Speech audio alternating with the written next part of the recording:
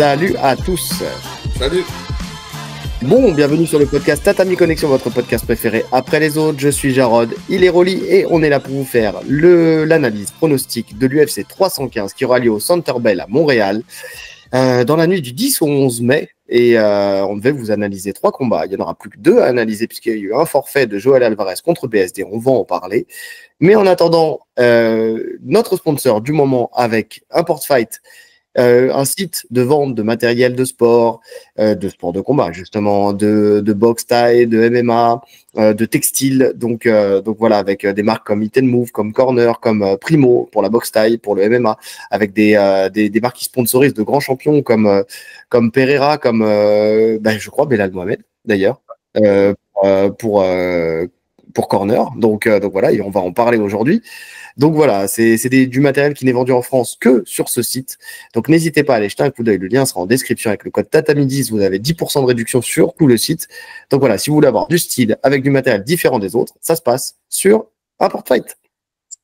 On commence rapidement parce qu'on a perdu beaucoup de temps. Je vous dis, en ce moment, on galère un petit peu. On est désolé avec les plateformes d'enregistrement qu'on utilise. On va trouver la bonne solution. Bon, bah là, cette fois-ci, ça sera encore une fois comme la dernière fois avec, je pense, nos images qui s'afficheront en fonction de celui qui parle. Donc voilà, on essaie avec d'autres plateformes, mais honnêtement, c'est un peu galère. On est un peu en galère en ce moment. Bon, on va trouver. Pourquoi ils n'ont pas laissé Skype? Tout simplement. C'était gratuit, c'était bien, c'était parfait. Ça fonctionnait. On va se débrouiller. Bref, Joel Alvarez, blessé. BSD, on ne savait pas jusqu'à très peu de temps qui allait le remplacer. Finalement, il s'avère que c'est Prepolek, qui est un ancien de l'UFC qui va revenir justement à l'UFC pour ce combat-là. Donc, Kyle Prepolek. Je sais pas quoi trop dire sur lui parce que j'ai pas eu le temps de véritablement regarder. Je sais pas si toi t'as pu regarder un petit peu, mais qui il était et ce qu'il faisait.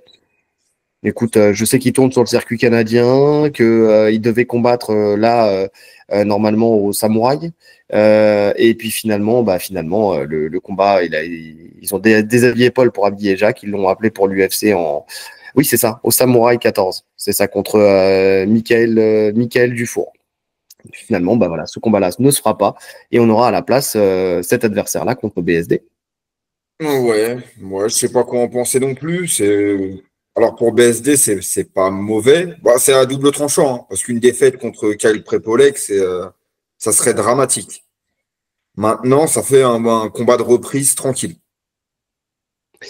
C'est sûr que entre lui et se prendre un Gamrot, tu sais, ou un Rebecki, enfin tu vois, ça aurait été en short notice, ça aurait été compliqué. Surtout que c'est pas du tout les mêmes profils. Il s'est préparé pour un grand qui a un excellent sol sur le dos. Là, ça aurait complètement changé la tournure du combat. Donc oui. Après, comme je te dis, je sais pas en termes de style si ça va changer quelque chose. Enfin, tu vois, véritablement avec Prepolek, parce que pour le coup, je connais pas son style. On va pas se mentir. Je sais qu'il est à 18 victoires pour 8 défaites, qu'il est à 10 KO et 4 soumissions et 4 décisions. Donc voilà, de ce que je comprends, c'est quelqu'un qui quand même a le temps du finish. Il a jamais été mis KO. Par contre, il a été soumis 2 fois et il a perdu 6 fois la décision. Donc voilà, mais ça en dit pas plus. Ouais, ça va être un peu la surprise. Maintenant, il est quand même classé assez loin, hein, dans le ranking mondial. Donc, je pense que c'est vraiment le genre de combattant qui serait jamais revenu à l'UFC, hormis là, dans cette situation. En fait, il saute sur la chance de revenir à l'UFC sur ce fight. Et il a rien à perdre, hein. Lui, pour le coup, il a rien à perdre. Il a tout à gagner. C'est clair. En attendant, pour BSD, ça montre quand même un certain respect pour l'UFC, tu vois, enfin sur BSD, c'est-à-dire qu'ils lui font un fight, tu vois, c'est qu'il devait croire dans le fight entre Alvarez et lui, tu sais, sur les chances de chacun, pour le coup, et surtout, tu vois, c'est pas un combattant qu'ils veulent éteindre, tu vois, qu'ils veulent absolument sortir de l'organisation, parce que sinon, je pense qu'ils avaient la possibilité de lui mettre d'autres bourbiers dans les pattes. Finalement, ils mettent quelqu'un qui est prenable, en tout cas sur un short notice. Alors après, attention, parce que tu sais, j'ai eu un petit débat Mandal, tu sais, en live avec quelqu'un dans le live, tu sais, sur les short notice. Le short notice, on rappelle, le short notice, c'est toujours pour les deux combattants. C'est pas que pour un des combattants. C'est-à-dire que tu te prépares pour un style. Quand le style il est foncièrement différent, ça peut tout changer. Le short notice, il est pour les deux. Donc, d'autant plus qu'on a vu par le passé que quelqu'un qui arrivait au dernier moment, alors lui, c'est pas pareil parce qu'il avait une préparation. Tu vois, il était en pleine prépa pour le 9 mai, donc voilà, tu vois, il était en fin de prépa, donc lui, il s'est préparé. Mais quelqu'un qui arrive à la cool, qui s'est pas stressé, qui débarque, justement, qui des fois juste d'arriver comme ça avec juste le fait de se dire j'ai rien à perdre, j'y vais et puis j'y vais full blast. Bah, ça paye souvent le mec justement qui arrive en short notice, c'est pas pour le combattant qui s'est préparé. Ouais, c'est vrai. C'est vrai. Écoute, on verra. De toute façon, ils ne pouvaient pas annuler ce combat. Dans le sens où si tu retires BSD, la carte, elle est vide. Hein. En fait, ça fait partie quand même des matchs importants sur cette carte. Exactement, non, je suis d'accord. Je suis d'accord. Parce que Gilbert Burns contre Morales, il a été mis plus tard, la semaine d'après. Donc, il a été décalé. Enfin, attends, c'est la semaine d'après. Oui, c'est la semaine prochaine. Donc, il a été décalé. Donc oui, tu avais déjà ce gros fight là qui partait. Tu as deux combats féminins. Bon, moi, je suis pas partisan de dire qu'un combat féminin est moins important qu'un combat masculin, surtout quand tu vois Valentina Shevchenko ou une Alexa Grasso qui font quand même des bons fights. Donc oui, non, mais en tout cas, pour le côté spectaculaire, un Benoît Saint-Denis sur une carte, c'est quand même toujours très intéressant. Ouais. Ouais. Et puis même pour le public canadien, tu vois, c'est à Montréal, c'est francophone. C'est bien d'avoir des Français sur la carte. Je pense qu'ils attendaient quand même ce combat.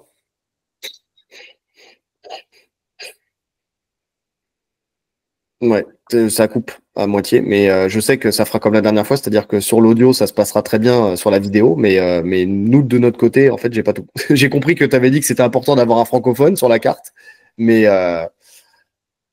Ouais, j'ai dit c'est important comme ça à Montréal d'avoir voilà. beaucoup de francophones sur la carte.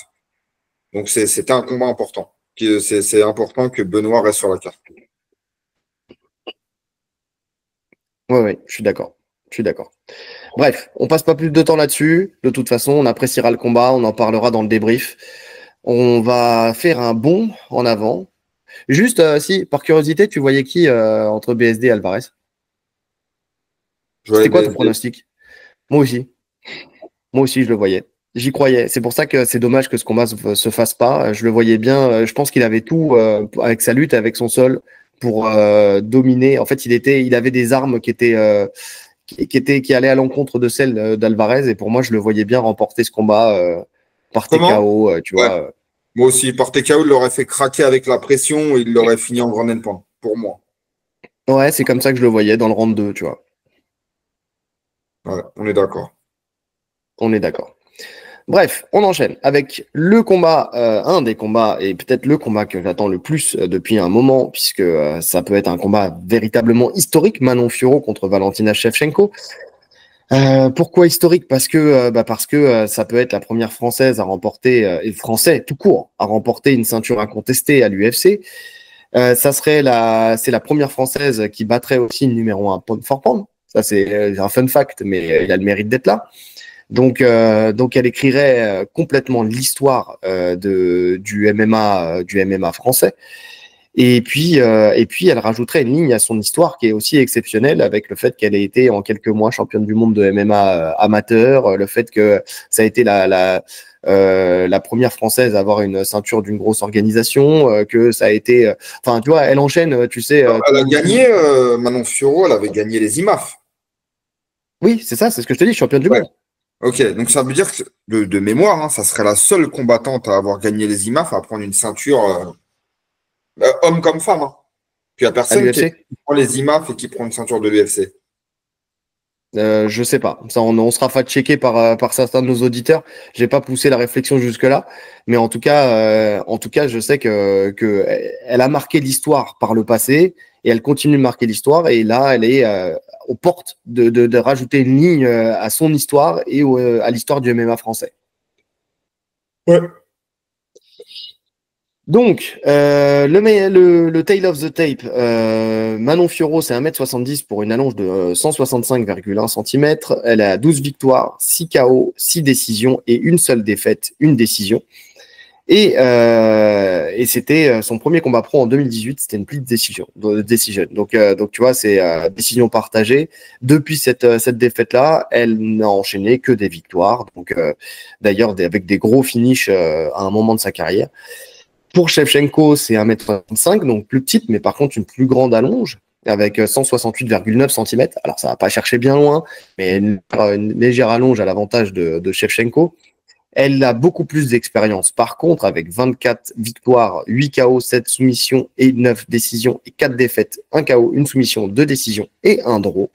Le draw qui était le deuxième combat contre Grasso, justement. Donc c'est son avant-dernier combat. Écoute, que dire? Déjà, c'est un duel de gauchères. Déjà pour commencer, c'est un duel entre deux combattantes qui savent parfaitement gérer la distance. Déjà, c'est la première des choses que j'ai mis, et de gros physiques. Là-dessus, en fait, tu trouves des similitudes sur les deux combattantes. Ouais, sur le fond, oui. Après, sur la forme, c'est pas vraiment le même style, mais c'est vrai que sur le fond, il y a plein de points communs. Ouais. Gestion de distance, comme tu dis, gestion de quand elle décide d'engager, particulièrement pour Valentina, qui est très stratège quand même. Valentina, elle est vraiment très, très stratège. Elle engage que quand elle veut. J'allais dire duel de strikeuse, mais c'est pas tout à fait vrai, en tout cas moins maintenant, parce que Valentina, sur ses dernières sorties, elle nous montre quand même. Elle met quand même l'accent sur la lutte, sur ses dernières sorties. La lutte et le contrôle au sol. Bah, elle l'a toujours fait, mais j'avoue que là, elle était un peu plus, effectivement, surtout sur sa dernière sortie, elle était plus dans la gestion, effectivement. Pas dans la gestion avec du sol, avec de la lutte et du sol, tu vois. Ouais. Ouais, de toute façon, les deux peuvent tout faire. Maintenant, franchement, c'est vraiment un combat indécis. Parce que comme tu dis, il y a énormément de similitudes et c'est difficile de se projeter sur qui va réussir à imposer et son rythme et son jeu. Je suis d'accord, d'autant plus que les deux, alors elles savent les deux engager, là-dessus il n'y a pas de souci, mais les deux, elles aiment bien quand on les chasse, tu sais, parce qu'elles ont toutes les deux un sens du timing pour contrer qui est parfait. C'est là aussi où tu retrouves des similitudes. Maintenant, leur style, il est complètement différent. T'as Valentina qui est plus un style Muay Thai avec une garde haute et très légère sur sa jambe avant, justement pour pouvoir éviter tout ce qui se passe en ligne basse. Donc, quand tu sais que Manon utilise beaucoup de stop kick et des side kicks au niveau des jambes, disons que l'impact pourrait être moins important que prévu, tu sais, avec cette légèreté sur cette jambe, avec le fait de savoir reculer, tu sais, et esquiver ce qui passe sur la jambe avant, même si c'est plus vrai pour les low kicks, pour le coup, parce que tu vas chercher plus loin, on est d'accord. Mais tu as quand même plus de, t'as plus de dégâts quand la personne, elle est bien en appui sur sa jambe avant, tu sais. Ça, c'est clair. Ça, c'est clair. En termes de dégâts, je suis d'accord. Maintenant, elle les met pas uniquement pour le dégât, elle les met aussi pour stopper l'action. Et pour le coup, c'est quelque chose qu'elle maîtrise à la perfection, même si on le voit un peu moins sur ses derniers fights. Justement, je ne sais plus dans quelle analyse on avait fait de Manon, où on se disait que ça devenait vraiment répétitif, ce side et ces stop kicks, et que ça pouvait devenir facile à lire. Sur les derniers combats, elle nous a montré qu'elle avait adapté ça et que justement, elle les utilisait moins. Là, je pense que ils seront utiles dans ce combat-là. Ils seront utiles dans ce combat-là. Sans exagérer, parce que Valentina, avec l'expérience qu'elle a en striking, c'est des choses, tu peux pas spammer une attaque, je pense qu'elle va trouver le contre dans le combat. Elle va comprendre et elle va trouver un plan d'attaque dans le fight. Mais il faut les utiliser. Non, je suis d'accord. Et surtout qu'en plus de ça, elle reste pas en ligne. Tu sais, Valentina, elle se déplace très bien et elle se déplace sur les angles. Tu sais, elle arrive très bien à couper les angles justement quand elle attaque et tout ça. Enfin, toi, elle sait parfaitement, ne pas rester dans l'axe de l'adversaire.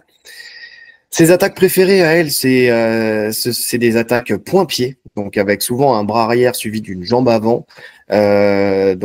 Soit en anglaise aussi avec le bras arrière qui commence et elle va suivre avec plusieurs coups en ligne. Tu sais, quand elle va vraiment lancer son attaque.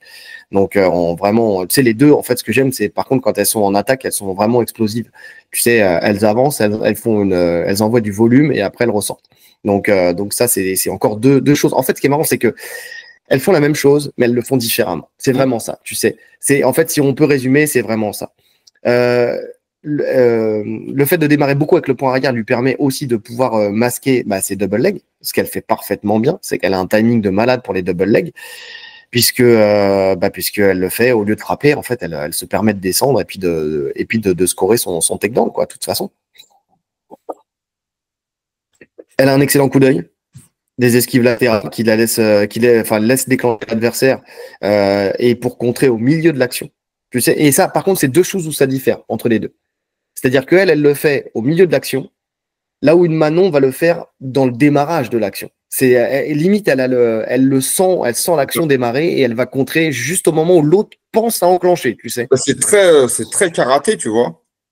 En fait, elle te voit démarrer, donc elle va exploser vers l'avant et elle va te prendre dans ton attaque.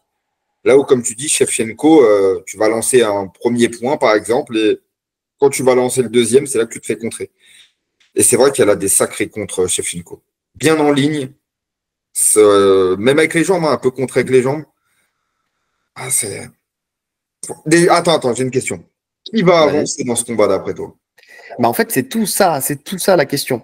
Je pense que c'est Manon qui va avancer. Je pense aussi. C'est la réflexion que je me fais. Je pense aussi parce que de toute façon, si Manon n'avance pas, je pense que Shevchenko a suffisamment d'expérience pour faire un combat à distance extrêmement chiant où elle va te mettre que du petit low kick intérieur et tourner et prendre ses points comme ça. Et oui, parce que tu le dis, tu parles de ses kicks, elle a d'excellents kicks variés, elle est précise, elle a des coups de pied, elle peut lancer coups de pied retournés, kakatogiri, donc coups de pied marteau, ce genre de choses. Elle l'a fait par le passé. Faut pas oublier que c'est une danseuse, donc beaucoup de souplesse, beaucoup de précision dans ses jambes.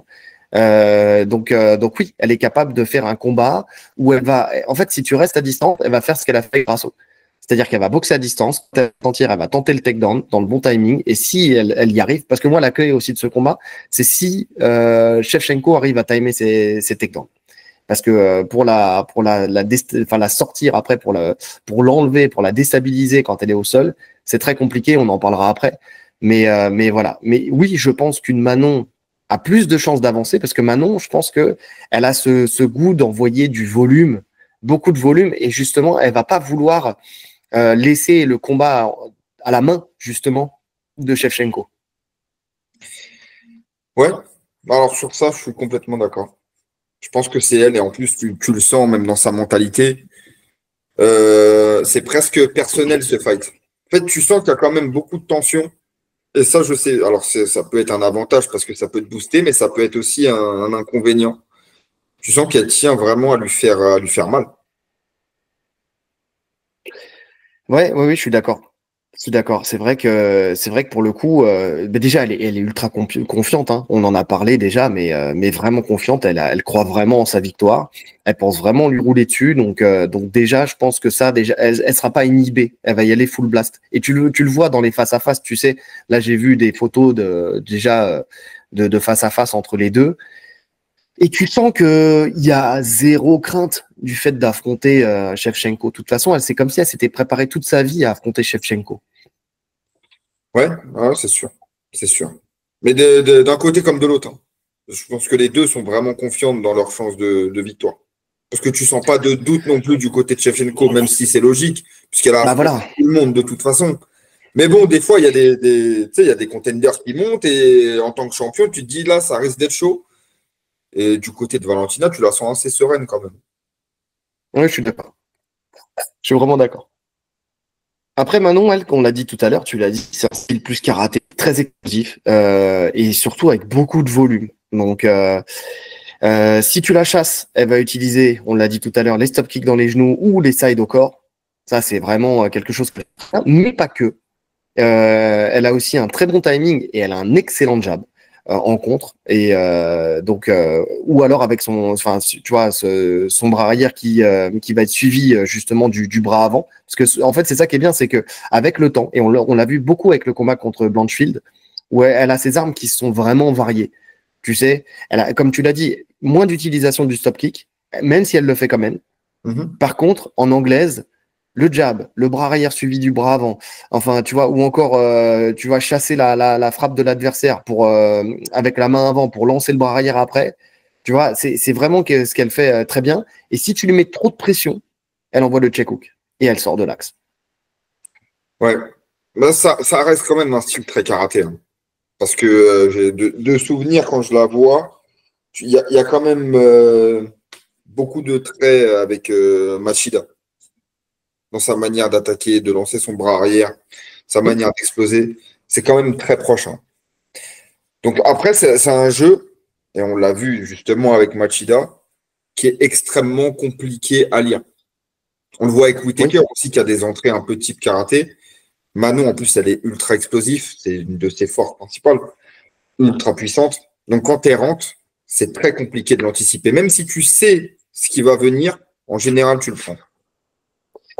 Ben, je suis d'accord parce que tu vois, voilà, tu as dit même quand elle rentre, parce que quand elle chasse, quand c'est elle qui va chasser l'adversaire, elle utilise sensiblement les mêmes armes, mais par contre avec une vélocité d'explosion, tu sais, qui est énorme, et en plus qu'elle arrive à reproduire sur 5 rounds.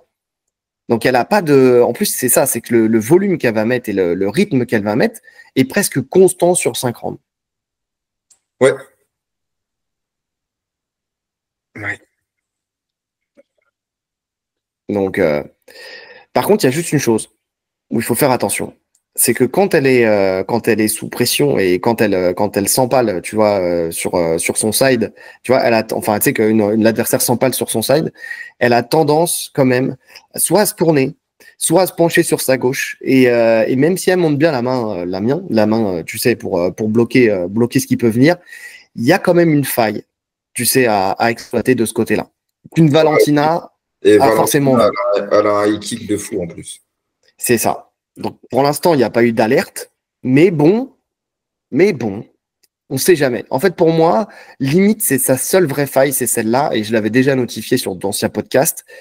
Vraiment, pour le coup, tu sais, c'est un peu comme Kamaru Usman avec Léon Edwards. C'est un peu comme, tu vois, tu sais, tous ces profils-là qui ont cette tendance qui sont sous pression, tu sais, de pencher la tête. Bah, c'est une faille à exploiter et j'espère qu'elle ne sera pas exploitée, tu vois. Ouais, ouais. Et même en anglaise, il y a quand même des ouvertures, hein. Ah, elle prend des coups. Ouais. Bah, quand tu t'en parles, de toute façon, forcément, si ton adversaire, tu sais, dans le timing, pas pour cette fois-là, envoie sa frappe, bien sûr qu'elle en prend quelques-unes. Force est de constater quand même qu'elle a un sacré menton et qu'elle bronche pas. Et elle a été éprouvée, Rose Namajunas, tu sais, quand elle a pris justement la frappe qui l'a ouvert, tu sais, dans le cuir chevelu, où on a vu que malgré ça, tu vois, elle lâchait Un pas choc l'affaire. de tête. C'était un choc de tête, ou c'était un choc de tête, mais en tout cas, elle a été ouverte, tu vois. Et malgré ça, tu vois, elle continue d'avancer, elle continue à dérouler en fait, tout simplement. Là, tu la vois contre Chukagan, elle se pète les ligaments, elle continue à avancer, elle continue à Sur ça, lutter. niveau résilience, on est au sommet, là. Tu sais que Ouais. c'est quelqu'un qui ne lâchera jamais rien. Ça, c'est une certitude. Donc bon, maintenant, c'est de savoir entre de la boxe thaï ou du karaté qui aura le style le plus efficace pour ce combat, quoi. Déjà pour la partie boxe, déjà pour commencer. Ouais, c'est vrai que, alors, inconsciemment, hein, cette analyse, je l'ai fait comme nos premières analyses, où j'ai bien décortiqué tous les Mm. compartiments. J- J'ai quand même envie de donner l'avantage en boxe à Shevchenko. Bah, je suis d'accord avec En fait, toi sur la attends, partie ça veut purement pas, technique. ça veut pas dire que Manon Fiorot va pas imposer sa boxe. Elle peut très bien imposer sa boxe et Valentina ne trouve jamais la réponse. C'est une possibilité. Mais techniquement, je pense que Valentina peut proposer, je la trouve plus complète. Ouais. Ouais, c'est ça. C'est-à-dire que d'un point de vue purement technique, variété technique et tout ça, je suis d'accord avec toi. Maintenant, même si les deux sont physiques, d'un point de vue physique, quand même, Fiorot est au-dessus. non, elle peut, voilà, elle est au-dessus et que en l'harcelant complètement tout le temps, en rentrant, sortant, parce que Shevchenko, elle est quand même attentiste, tu vois. Elle est à distance, elle a la garde haute, elle joue avec sa jambe avant, elle attend le moment de rentrer et tout ça. Ça marche quand l'adversaire ne lui met pas la pression. Tu prends Grasso 1 en anglaise, où elle a beaucoup plus mis la pression, bah ça l'a désarçonné quand même. Ça l'a fait chier. Sauf que Grasso, elle était unidimensionnelle. C'est-à-dire que, enfin, en boxe, je parle. Elle boxe en anglaise. Là où Manon a beaucoup plus d'armes et ça va venir de bien des endroits. Tu vois, c'est-à-dire qu'elle est capable d'envoyer aussi un coup de pied retourné. Elle est capable de venir mettre un fouetté. Elle est capable de mettre un side au corps. Elle est capable de mettre un side au genou. Elle peut mettre des high kicks. Elle peut boxer en anglais.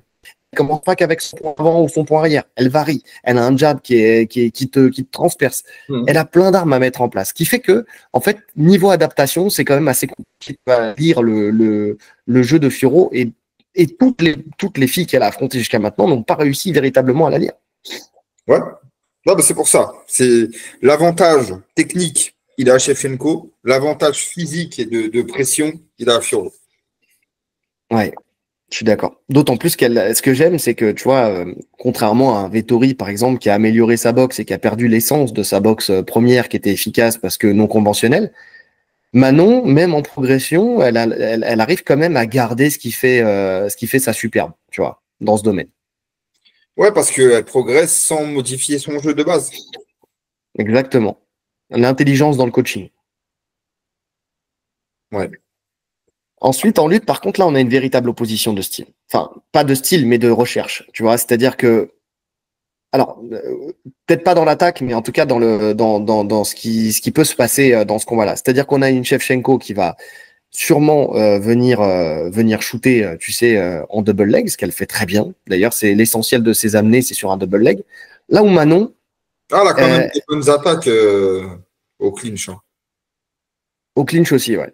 Ouais, mais Elle a des faut bons que ça. crochetages, elle a des bons 1-1. C'est le côté box taille. Ouais, non, franchement, moi, je la trouve assez complète. Je la trouve assez complète en lutte, Shevchenko. Ouais. Bon, après, je te cache pas que j'ai pas regardé un milliard de combats, mais sur les combats que j'ai vus, c'est vrai qu'il y avait plus Alors, comme tu l'as dit tout à l'heure sur la partie boxe, c'est vrai qu'elle masque bien ses entrées en double leg. Elle a un très bon timing. Mais à partir du clinch, elle a aussi un jeu très solide hein, sur les crochetages, etc. Oui. Non, c'est vrai. Par contre, Manon, elle a une défense de double leg qui est exceptionnelle. Il y a, en deux étapes, enfin en deux temporalités. Je dirais pas deux étapes, mais deux temporalités. La première, c'est si elle le voit venir, elle vient double under, tu vois, le double under hook, elle soulève son adversaire et c'est parti. Elle a une faculté à remonter les adversaires, elle a une force, c'est impressionnant. Et si jamais ça a été trop vite, qu'il y a déjà un contact, comme pour son check hook, elle va mettre l'overhook et elle va pivoter. Et là, elle balance ses adversaires, elle les balance, en fait, tout simplement. Elle les efface. Elle fait le toréador, quoi. C'est vraiment ça. Ouais, c'est le système José Aldo, avec le pivot et le whizzer. Et ça fonctionne très bien. Couplé en plus à son explosivité, à sa puissance. Jusqu'à présent, je crois que c'est la meilleure takedown défense de la KT. Hein. Je crois. Ouais. Parce que même si tu l'emmènes, de toute façon, elle se relève ou alors elle arrive à remonter avec un coup de hanche, elle arrive à remonter au-dessus. Parce que ça arrive que tu puisses l'emmener et c'est elle, en général, qui revient dominante sur la position. Mais ce qui est marrant, c'est que c'est un peu le cas aussi de la part, par contre, de Shevchenko. Tu vas voir contre Grasso, elle avait une faculté quand même à revenir au-dessus, tu sais, à mettre ce fameux coup de hanche pour revenir au-dessus et reprendre la position de contrôle. Ouais. Non, alors en termes de défense, les deux sont très solides. Et c'est pour ça que parce que je pense sincèrement qu'elles vont plus ou moins s'annuler debout. Pour moi, la clé du combat va se dérouler dans ce compartiment-là. Qui va fixer qui au sol? Et si une des deux arrive à fixer l'autre, elle gagne le combat. Et c'est là où je suis d'accord avec toi. Parce que les deux, parce que Manon aussi en attaque, hein, elle, c'est plutôt la collision qu'elle va créer, tu sais, pour shooter, venir en body lock et coller à la cage et ensuite placer ses genoux et après, pourquoi pas amener, tu vois. Mais bon, elle préfère rester debout quand même, tu vois.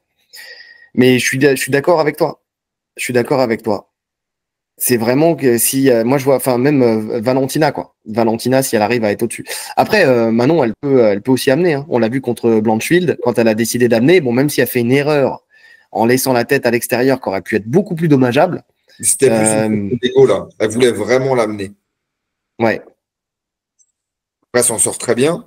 Après, on a des échos. Alors, le sol de Manon Fiorot, ça reste une inconnue pour l'instant, même si on a des échos, ça reste que des échos qui disent qu'elle a un excellent sol. Écoute, j'en doute pas. Jusqu'à présent, on l'a pas vu, donc on peut pas se baser sur les on-dit. Par contre, le sol de Valentina, on sait que ça reste quand même assez solide, surtout d'un point de vue contrôle. Alors, tu dis qu'on n'a pas vu son sol. Je suis pas tout à fait d'accord parce qu'on l'a vu notamment contre Choukagian, tu sais, quand elle l'amène dans le dernier round. On sait que Choukagian, c'était Renzo Grassi, je crois, si je me trompe pas. Très bonne au sol, tu vois. C'est une élève de Danaher hein, à la base. Hein. Donc elle était très très bonne au sol et on a vu quand même qu'elle était capable de dominer une position et de ne pas prendre de risques, tu sais, et d'avoir des bonnes phases de contrôle. Au-dessus. Ouais, non, En dessous, ouais. à chaque fois, elle remonte. Moi, je parle du fait que si elle arrive à se faire contrôler dos au sol. Ah oui, dos au sol, je sais pas. Autre chose avant de passer à la partie sol, très bonne Ushimata aussi de la part de Manon Fiorot. Justement avec ce même overhook, ce même Wither où elle a cette faculté, tu sais, à venir et à balancer ses adversaires. Pareil, hein, explosif technique. Donc là-dessus, il n'y a rien à dire. Au sol, c'est là où tu revois des similitudes et des différences entre les deux. Parce que elles ont toutes les deux des similitudes, c'est qu'elles ont une très bonne balance. Tu sais, des très bons placements, grosse pression avec les hanches. Tu sais, quand tu vois Shevchenko contre Grasso, à chaque fois qu'elle amène, Grasso, crochet papillon, elle essaye de la basculer et elle est très bonne en plus, elle a un très bon crochet papillon. Mais tu as une Valentina, tu sais, très écartée sur ses bases, les hanches bien en avant, le bon contrôle en bodylock, elle aussi, tu sais. Ça, quand même, m'a fait penser quand j'ai regardé son dernier combat là contre Grasso à Sean Brady. Tu sais, dans la manière de se positionner, dans la manière d'évoluer, tu vois, body lock pass, demi-garde, le genou à la hanche, ensuite elle vient contrôler la tête sous l'aisselle, elle vient contrôler la ligne d'épaule, elle remonte et elle grappille du terrain pour aller prendre la position montée et après installer son jeu, quoi. C'est scolaire. Elle saute aucune étape et c'est ce qui fait que son contrôle, il est aussi bon. Et oui, et oui. Et puis on sait qu'elle va chercher son crucifix si possible. Parce que sa grosse force au sol, c'est son crucifix du dessus, tu vois. Ouais. Un contrôle fort, grand end-pound. Et comme tu dis, elle a quand même des soumissions, hein. Mais c'est pas un truc qu'elle va rechercher particulièrement. S'il y a l'occasion, elle va la prendre, mais elle va pas travailler pour chercher la soumission. Ouais, je suis d'accord. C'est vrai, je suis d'accord. Et Manon Fiorot, c'est un peu la même chose. Tu sais, elle aussi, elle a les hanches bien basses, bonne ouverture de base, tu sais, pour être en contrôle. Sauf que elle, la différence, c'est que là où une Valentina va rester très basse, tu sais, va grappiller du terrain petit à petit pour monter, tu vois, aller chercher la ligne d'épaule, en fait, finalement, parce qu'elle cherche son crucifix. Donc, elle passe de la ligne de hanche avec un bon contrôle bodylock pour venir à la ligne d'épaule et ensuite venir prendre son crucifix. Manon, elle va prendre beaucoup plus de hauteur. Elle va être dans la demi-garde, par exemple. Elle va prendre beaucoup plus de hauteur pour envoyer un grand end-pound descendant. Tu vois, vraiment. Et par contre, elle va laisser des ouvertures, des fois, malgré elle, tu sais, en underhook, mais elle va toujours bien penser à décaler sous l'aisselle. Elle va toujours prendre le temps de repousser son adversaire, replacer son underhook et ensuite recommencer son grand end-pound. Donc, c'est vraiment deux styles différents, mais pas moins efficaces l'un que l'autre, quoi. En fait, leur objectif n'est pas le même. Je pense que Manon, quand elle est en contrôle, au-dessus, elle cherche à faire beaucoup de dégâts et elle s'en fout si ça se relève. Parce qu'elle, elle est à l'aise debout. Là où Shevchenko, quand elle est au sol, si elle prend une position dominante, elle, son objectif maintenant, là, c'est que tu te relèves plus. Tu vois, c'est de scorer le round complètement. Oui. Donc, elle va privilégier vraiment un contrôle fort sans prendre de risques. Oui, et puis tu sens dans son grand end-pound, ces deux différents grand end-pound, c'est-à-dire grand end-pound de Valentina, c'est beaucoup de petites frappes dans l'essentiel. Là où Manon va chercher un gros grand end-pound avec des coups de poing, des coups de coude, elle cherche le dégât, tu vois. Ouais. Beaucoup plus qu'une Valentina qui va plus chercher à scorer. Alors, c'est peut-être un peu plus vrai parce que là, moi, je me suis basé aussi beaucoup sur ces derniers combats, c'est-à-dire les combats contre Grasso, avec une Grasso qui savait exploiter toutes les failles. Tu vois, c'est-à-dire qu'au sol, tu faisais une erreur avec Grasso. D'ailleurs, tu vois, elle monte très régulièrement sur les jujis. Il fallait être très vigilante. D'ailleurs, très bien géré par Valentina. D'accord, mais ce Ouais. sera le même cas de figure contre Fioro si jamais Valentina se retrouve au-dessus. Si elle laisse trop d'espace, je pense pas à une soumission, mais en tout cas pour se remettre debout, le moindre petit trou, Manon, elle va exploser et c'est mort. Elle doit avoir un contrôle nickel si elle veut la contrôler au sol. Donc les frappes seront les mêmes, elle va pas prendre énormément d'espace. Ce sera des petits coups. Je suis d'accord. Je suis vraiment d'accord. Mais ça n'empêche, c'est pas forcément pour ça qu'elle pourra empêcher une Manon de se relever. Tu sais, parce que vraiment, de ce qu'on a vu jusqu'à maintenant, quand elle a décidé de se relever, pour l'instant, aucune fille n'a su la stopper, véritablement. Ouais. Donc bon, techniquement, t'as encore des choses à dire? Non. Donc on peut passer aux à côté, avec une Manon qui n'a pas combattu depuis 1 an. Bon, après, ça lui a permis de faire ce qu'elle appelle le camp de sa vie avec l'équivalent, ils disent l'équivalent de 3 camps en un. En vue uniquement en plus de Valentina Shevchenko, tu vois, elle s'est vraiment préparée pour elle. Voilà, je pense que ça sera pas très impactant, le fait d'avoir eu cette année d'attente entre les deux combats, quoi. Non. Je pense pas non plus. Je pense pas non plus. En plus, l'entraînement, il a été dur. Elle s'est mis dans le rouge. Non, je pense même qu'on a la meilleure version de Manon là qu'on va avoir dans la cage. Ça va être sa meilleure version. Bah, pardon, oui, je suis d'accord. En plus, avec visiblement des sparring de qualité, puisqu'elle a été chopée des meilleures boxeuses. Elle a eu beaucoup de féminines en plus dans ses camps. L'habitude où elle tourne plus avec des garçons. Un Flavio Peroba au sol on le connaît très bien, hein, Flavio, hein, et puis on sait que c'est pas le pire pour former quelqu'un au sol. Et surtout avec un style qui peut être très adapté au MMA, puisque de toute façon, Flavio avait aussi à l'époque du NCU, parce que c'était le NCU à l'époque, beaucoup de combattants de MMA qui venaient, hein, Johnny Frachet, tu vois, qui on a encore, qui avait dans tous les Beto Rangal, Les anciens. tous les anciens en fait. C'est vrai que la plupart des personnes qui faisaient du MMA en France allaient chez Flavio, je te jure, à Nanterre. Tous ceux qui étaient en tout cas en Île-de-France. Donc on sait qu'il est rompu à l'exercice. Là-dessus, il n'y a pas de souci.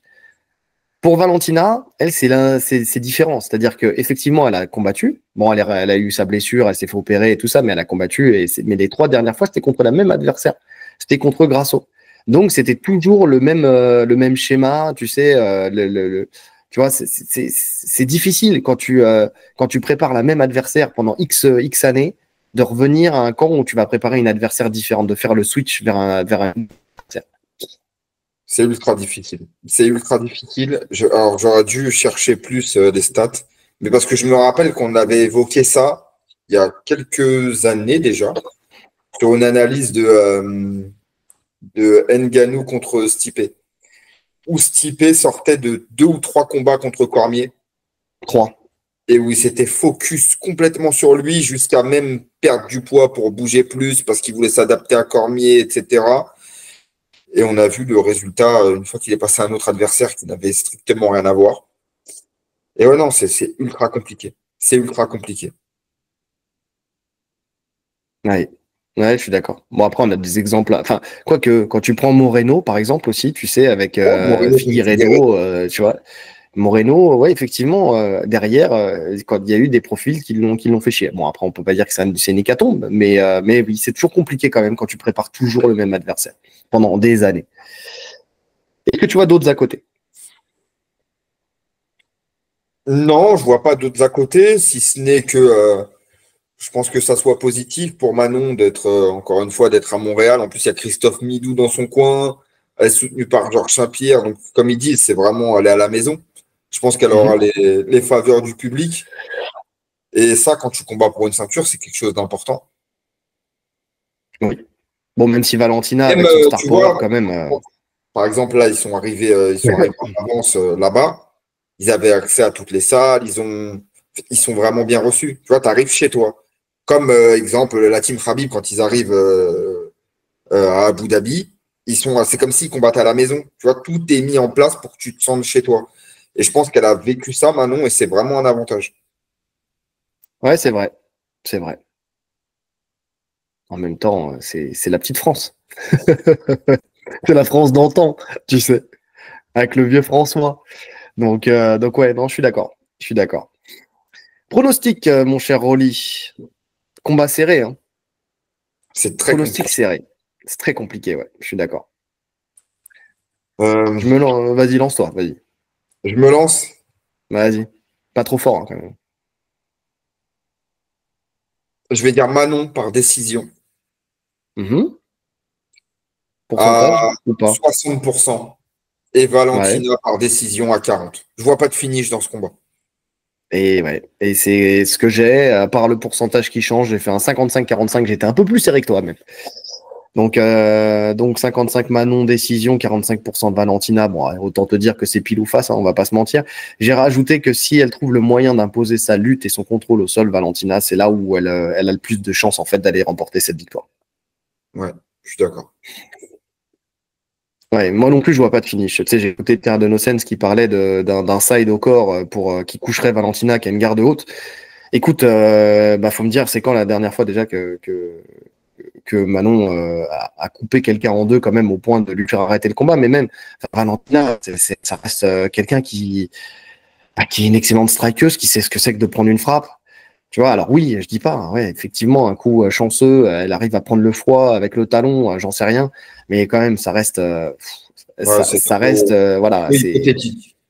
c'est très, très, beaucoup trop hypothétique. Non, non, moi aussi, je vois une décision. Je pense que les deux ont un style plutôt similaire. Les deux sont d'une force plutôt similaire. Je pense que franchement, en termes de niveau, on est à peu près au même niveau, tu sais. Donc ouais, c'est un combat justement que je veux voir parce qu'il n'est pas gagné d'avance, ni d'un côté, ni de l'autre. Ouais, ouais, ça fait partie de ces combats féminins vraiment incertains et où en plus tu sais qu'il y aura du top niveau dans tous les compartiments du combat. Mm, tout à fait, tout à fait. On enchaîne et on termine avec le main event. Tu sais, on dirait qu'on a fait un podcast de 5 heures. On termine. J'en en peux plus là. Ça fait trop longtemps qu'on discute. Là, je peux plus. J'ai la bouche sèche. Donc, avec le main event de cette UFC, avec Belal Mohamed contre Jack Della Maddalena. Donc, pour la ceinture des 84 kilos. Combat qui était normalement prévu. Hein, Les 77. des 77, oui, 84, c'est Dricus, pardon, excuse-moi, des 77 kilos, effectivement, puisque on parle de la montée d'un certain islam, donc oui, ça peut pas être 84, c'est pas possible. Donc, effectivement, combat qui était prévu contre Shavkat à la base, Rakhmonov, donc qui s'est blessé, et donc Jack Della Maddalena a pris le short notice, c'est un Bermuda notice, parce que bon, c'est pas un short notice, on va pas se mentir, ça fait un moment que le combat est prévu. Qui devait affronter normalement Sean Brady à la base, donc voilà. Oui, non, c'est ça. Non, attends, c'était Leon Edwards ou Sean Brady non, attends, Non, qu'est-ce qui s'était Léon passé? Non, Edwards. il devait affronter qui? Il Il va devait affronter affronter Léon Leon Edwards. Edwards. Il devait affronter Leon Edwards. Et après, Sean Brady a pris le combat contre Leon Edwards et lui est monté pour le titre contre Belal. Il y a eu tellement de micmac que c'est vrai. Donc oui, et donc, bah écoute, on va faire le Tale of the Tape, mais déjà avant le Tale of the Tape, l'analyse, tu vois, c'est ça qui est important, c'est d'analyser parce que des fois, as des croyances et puis après, tu as des analyses, en tout cas pour ma part. Tale of the Tape, Belal, c'est 1m80 pour une allonge de 182,9 cm, c'est 24 victoires, 5 KO, une soumission, 18 décisions, 18 décisions. 3 défaites, 1 KO, 2 décisions et un no contest pour doigt dans l'œil contre Leon Edwards. Et on a un Jack Della Maddalena qui fait 1m80 aussi pour une allonge légèrement plus grande de 185,4 cm. C'est 17 victoires, 12 KO, 2 soumissions et 3 décisions. Et on a 2 défaites, un KO et une soumission. Et c'est ses 2 premiers combats pro. Depuis ses 2 premiers combats pro, il est sur 17 victoires consécutives. C'est pas mal. Ouais, ouais, c'est pas mal. C'est pas mal maintenant. Pour ma part, hein, il y a quand même un gros bond en avant là. C'est un vrai, vrai test. Alors, c'est un vrai test. Mais à la fois, il y a eu un combat juste avant, quand même, contre Burns. Tu vois. Donc on va en parler, hein, mais il y a eu un test contre Burns, un vrai test, complet. Un demi-test. Burns, c'est plus le Burns d'avant. Peut-être, Mais il y a eu des choses qui m'ont plu dans ce combat et qui m'ont éclairé sur pas mal de choses. On va voir ça. Déjà, commençons par Belal. Belal, il a changé sa façon de boxer et c'est beaucoup plus efficace. Je veux dire, entre son avant-dernier combat et son dernier combat contre Leon Edwards, on a vu un ajustement. Avant, il cherchait vraiment les angles, tu sais, à pivoter pour ensuite attaquer sur des angles. Là, il reste beaucoup plus en face et il cadre beaucoup plus avec son jab. Il a un jab quand même qui est quand même très efficace. Ouais. Et puis qui est très délié, très relâché, franchement. Il joue bien avec sa main avant quand même. Ouais, c'est vraiment quelqu'un qui gère le peu d'armes qu'il a debout, parce qu'il n'a pas un style flamboyant debout, et le peu d'armes qu'il a, il le maîtrise vraiment très bien, que ce soit dans l'intensité, dans les feintes, ouais, franchement, il te met toujours en attente. Il y a toujours une frappe qui vient, il y a toujours, il gère la distance, il gère le rythme. Après, tu disais qu'il restait en ligne. Est-ce que c'est pas par rapport à Edwards? C'était peut-être la meilleure des choses à faire contre Edwards. Alors, je suis d'accord, mais c'est aussi une des choses à faire, je pense, contre justement un Jack Della Maddalena qui va apporter les mêmes, on va dire, les mêmes problématiques que Edwards. Tu vois? Parce que lui, ce qu'il veut, parce que, comment? Tu trouves qu'il amène les mêmes problématiques que Edwards? Bah, il apporte une boxe, une excellente boxe Il a une meilleure boxe que Edwards. Une bien meilleure boxe anglaise. Hein. Je parle anglaise. Hein. Là où Edwards, c'est vraiment ses kicks. Il a une bonne boxe anglaise. Hein. Mais c'est surtout son travail en jambes que je trouve fatal. Là où Maddalena, c'est risqué de boxer avec lui. Hein. C'est beaucoup plus risqué de boxer avec Maddalena en anglaise que de boxer avec Edwards. Je suis d'accord. Les esquives rotatives, les contres, etc. Compliqué. Hein. Ah, tu peux pas en parler, t'inquiète pas. Mais le truc, ce qu'il y a, c'est qu'il a besoin de le mettre dos à la cage. Il a besoin de le coller à la cage. Ouais. Donc le truc, c'est qu'il a besoin aussi de lui mettre une grosse pression. Avec son jab qui fait suivre après derrière son bras arrière ou sa jambe arrière. Parce qu'en fait, c'est ça, hein, ses armes. C'est jab, ouais, des fois un petit uppercut de bras avant, puis il envoie son bras arrière, il envoie sa jambe arrière, et en fait, il te fait reculer pour te coller à la cage. Une fois que tu es collé à la cage, il vient, c'est là où il commence à te coller pour t'amener. Tu vois, à ceinturer sous les fesses ou autre, ou passer dans le dos, parce que maintenant, je pense qu'il va rester un peu sur ce schéma-là qui fonctionne très bien, qui est très efficace. Donc, parce que il shoot pas plus que ça à l'ouvert, quand même, Belal. Non, il ne shoot pas plus que ça.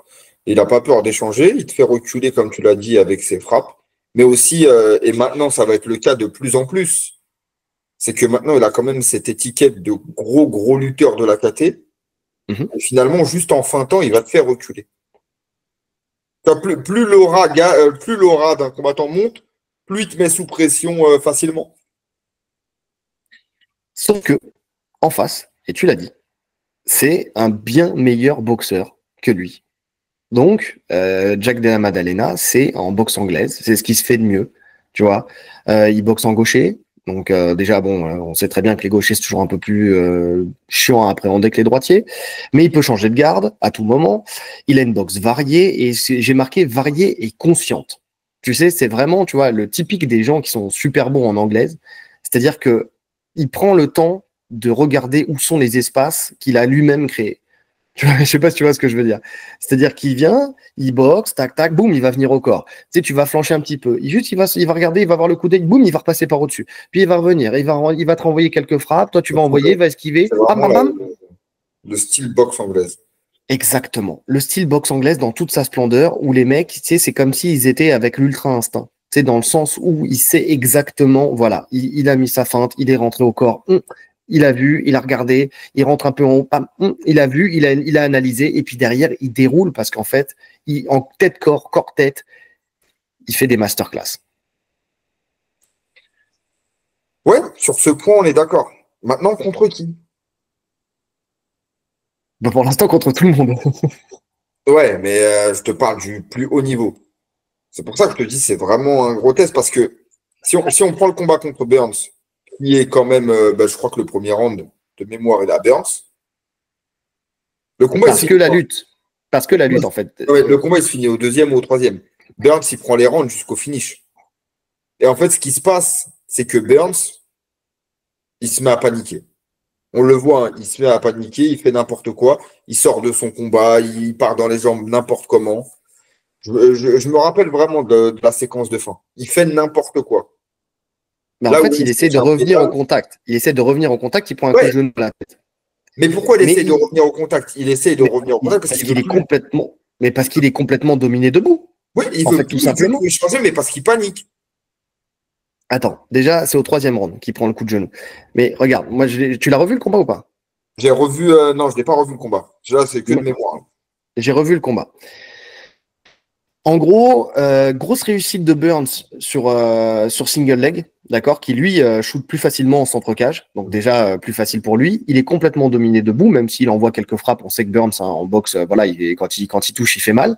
Mais bon, on va pas se mentir, plus le match avance et plus debout c'est compliqué, plus la boxe elle est lue et plus c'est compliqué. Donc grosse réussite effectivement sur le single leg, avec des bonnes tentatives de défense qui marchent de mieux en mieux. En fait, c'est ça le truc, c'est que plus on avance dans le combat et plus Della Maddalena arrive à défendre, même ne serait-ce que la lutte. Et au sol, on a un style, et c'est là où moi ça m'a impressionné, on a un style de Della Maddalena qui est très bon, très relâché, qui sait parfaitement exploiter les ouvertures qu'il va lui-même créer. Tu sais, j'ai vu du Craig Jones dans son jeu. Octopus Guard, sorti de l'axe, il vient chercher, il charge, tu sais, il enfourche la jambe, il renverse, il prend appui sur la cage, il roule. Tu sais, vraiment des phases, tu vas pour lui prendre le dos, il remonte bien ses genoux à la poitrine, il met bien les mains en défense, il se remet à genoux, il reprend un peu d'angle, il arrive à se relever, il arrive à enrouler son adversaire. Et je me dis, putain, il a fait ça avec Burns. Burns, qui est ce qui se fait de mieux dans le grappling MMA de la KT, tu vois. Donc et en sachant que Burns, en plus, sur ses dernières sorties, misait beaucoup plus sur son sol que sur sa boxe. Et donc, on s'est retrouvé avec un Burns qui, debout, n'avait pas les armes, qui, en lutte, commençait à ne plus les avoir, qui, au sol, n'arrivait pas à installer son jeu, et bien au contraire, il se faisait même contrer, tu vois. En tout cas, il n'arrivait pas à s'installer. Même quand il prenait le dos, il arrivait à sortir très facilement, il arrivait à renverser la situation. Et en plus, je me dis, à la lumière de ce qu'on a su après, avec un Jack Della Maddalena qui s'est pété le bras au premier round. C'est vrai. Et quand je revois le combat de Leon Edwards contre Belal, tu l'as revu, où tu vois que certes, premier round, effectivement, il est là, il envoie Edwards dans tous les sens et tout ça, mais quand il prend le dos, il n'y a pas vraiment de risque. Avec un Edwards qui a réussi par 2 ou 3 fois à renverser la situation et à revenir au-dessus. Et il n'a pas vraiment cherché, en plus, à sortir. Il n'était pas dans l'urgence de sortir, tu vois, il a un peu subi le combat. Je me dis, entre ce que j'ai vu de Della Maddalena contre Burns et de ce que j'ai vu d'Edwards contre Belal, parce que ça aussi, ça fausse. C'est qu'on n'a pas eu le Edwards des grands jours. Tu sais, il aurait pu être beaucoup plus actif dans ses sorties. Et quand il décidait de sortir, ça sortait. Et tu sentais que Belal sur le dos, tu le vois dans le dernier round, Belal sur le dos, c'est compliqué, c'est une tortue. Ouais, après, on n'a pas eu le Edwards des grands jours. Ça n'a pas fait beaucoup de sorties. Peut-être qu'il ne pouvait pas, tout simplement. Et il était très attentiste. Hein. Il était très attentiste. Toujours attentiste, Edwards. Il dort. Bon, on est d'accord. Mais ce qui est pas du tout le cas de Della Maddalena. En fait, quand je fais le parallèle entre les deux fights, je me dis que Della Maddalena, il a une carte à jouer debout large. Ça, on est d'accord. En lutte, certes, il va sûrement se faire envoyer en l'air. Il n'y a pas de problème là-dessus. Et encore, tu sais, je pense qu'il a quand même montré qu'il avait notamment un excellent Ushimata. Tu sais, il le fait très bien. Alors, c'est ce qu'on a vu sur la vidéo où il endort Craig Jones. Mais en vrai de vrai, dans la cage, on l'a vu. Et contre Burns, il l'a mis et ça marche très bien. Et en plus de ça, au sol, ça va être une véritable anguille. Parce que je te jure que son travail en octopus, son travail, il a l'air de développer pas mal de puissance. Il s'enroule avec l'adversaire. Tu sais, il met une tension, il relâche la tension, il roule avec lui sur l'épaule. Il a une souplesse dans le jeu. Je te jure que je vois du Craig Jones. Et quand tu vois qu'il a fait tout son camp avec Craig Jones et que tu sens qu'ils sont stylistiquement compatibles, je me dis que le travail fait entre les deux là sur un camp de plusieurs semaines, ça a pu vraiment payer pour aller chercher des solutions contre Belal. Alors, ouais, je suis d'accord. Et j'aurais été plus d'accord si Belal n'était pas un mec qui adapte son jeu en fonction de l'adversaire. On l'a déjà dit en l'analysant, sa force principale à Belal, au-delà de la lutte, au-delà du sol, de tout ce que tu veux, c'est sa capacité à faire un game plan parfait pour chaque adversaire et à le suivre à la lettre. Pour moi, c'est ça, hein, sa plus grosse force, c'est ça. C'est pas le mec le plus talentueux, c'est pas le mec le plus fort. Dans tous les domaines, tu vas prendre des mecs plus forts que lui, mais il vient avec la bonne solution et il l'applique à la perfection. Tu peux le huer, tu peux faire tout ce que tu veux, il va jamais sortir de son combat. Tu peux le toucher durement, il va pas sortir de son game plan. Il n'y aura Je pas suis de d'accord. il va appliquer de A à Z ce qu'il doit faire. Et ça, c'est vraiment une des qualités principales, je pense, pour être champion. Et moi, c'est ça que je mets en avant dans ce combat. Ça veut dire que tu dis que oui, il a un bon sol, oui, il a fait des bonnes choses, mais justement, on a vu des phases au sol. On les a vues. Si nous, on les a vues, Belal et son camp les ont vus. Donc, ils savent, ils ont jaugé de quoi était capable Madalena au sol. Et je pense que dans les contrôles qu'ils vont choisir et dans le jeu qu'ils vont mettre en place, il n'y aura pas d'erreur. Alors, ça va être quoi? Ça va être du contrôle cage. Ça va être très chiant, mais moi, je vois un combat très chiant, hein. Mais Belal, il s'en fout. Oui, non, je suis d'accord. C'est pas le mec qui est là pour faire le spectacle. Alors, à notre détriment, hein, parce que c'est jamais plaisant de voir un combat chiant. Mais c'est son droit. C'est relou. Non, non, je suis d'accord, je suis d'accord. Sauf que tu vois, la différence entre Burns et Belal, c'est que tu vois, Belal, bon, je pense qu'il en est capable, hein, mais tu sais, c'est moins ses armes d'aller chercher un single leg, par exemple, en centre cage, tu vois. Il va falloir quand même qu'il aille le coller à la cage. Et pour le coller à la cage, il faut déjà lui mettre la main dessus. Et quand tu vois les déplacements, comment Madalena coupe les angles, tu sais, quand il boxe, il a cette faculté, il envoie, tu sais, ouais, jab, cross, hop, un petit pivot, il coupe l'angle, il renvoie, crochet, il repart. Tu sais, il a vraiment ce truc où il faut aller le chercher. Il peut aller garder de son truc. Tu vois, s'il faut un vrai truc adapté, enfin, tu sais, un vrai game plan adapté pour conserver le centre-cage grâce à sa boxe, je pense qu'il peut le faire largement. Tu sais, dans les déplacements et tout ça. Maintenant, je suis d'accord. Après, tu sais, tu parles de Belal au sol, il a des bons contrôles quand il est dans la garde, avec grosse pression comme tous les lutteurs, grosse pression avec les hanches et tout ça. Della Maddalena, aussi, ce que j'ai pas dit au sol, gros travail en papillon, gros travail en single X, tu vois, pour renverser et tout ça. Ce que tu Ça va être décris, dur, ça va être dur de le garder. Hein. ce que tu décris, c'est le jeu, exactement le même jeu que Leon Edwards. Quand on faisait les analyses de Leon Edwards, on parlait, on mettait en avant son sol de fou, sa iscade. Il a rien fait, Léon Edwards, il a rien fait dans ce combat. Moi, par contre, je le dirai toute ma vie, il a rien fait dans ce combat. Il était là, alors je sais pas si c'est dû aux 4 heures du matin ou pas, ou s'il s'est mis dans la tête que ça serait dû aux 4 heures du matin, donc il s'est complètement, tu vois, on sait très bien que Léon Edwards, le facteur psychologique, le facteur observation, enfin, tu sais, quand je parle d'observation du combat, c'est-à-dire regarder son combat comme s'il était dans le public alors qu'il est dans la cage, on sait que ça joue énormément. Della Maddalena est beaucoup plus actif que Leon Edwards. Jusqu'à présent. Moi, j'attends de voir contre Belal ce que ça va donner. Oui, bien sûr. Non, mais ça, on est d'accord. Ça, c'est une réalité. Dans le sens où. Il y a une grosse inconnue dans ce combat. Pour moi, j'ai pas assez de données sur Maddalena. Il y a vraiment actuellement, hein, il y a un monde d'écart entre le Burns qu'il a affronté et le Belal de maintenant. Ouais, écoute, oui, après, je te dis pas, je suis pas en train de parier ma maison sur Maddalena, bien sûr. Mais en tout cas, sur le papier, et de ce que j'ai observé entre le fight, ces deux fights-là, spécifiquement, c'est-à-dire la victoire de Belal contre Edwards, et ce que j'ai vu de la victoire de justement contre franchement, honnêtement, il y a vraiment un chemin. Surtout que Gilbert Burns, attends, laisse-moi retourner sur son. Tu vois, il avait perdu contre Belal, certes. Mais sinon, bon, après, oui, c'est vrai que les noms, c'est pas. Ah ouais, sinon, c'était plus ça. Ouais, c'était plus ça. C'était plus ça. Enfin, Kamaru, il perd. Après, il gagne contre Stephen Thompson à la décision. Il perd contre Shimaev, mais dans une guerre de ouf.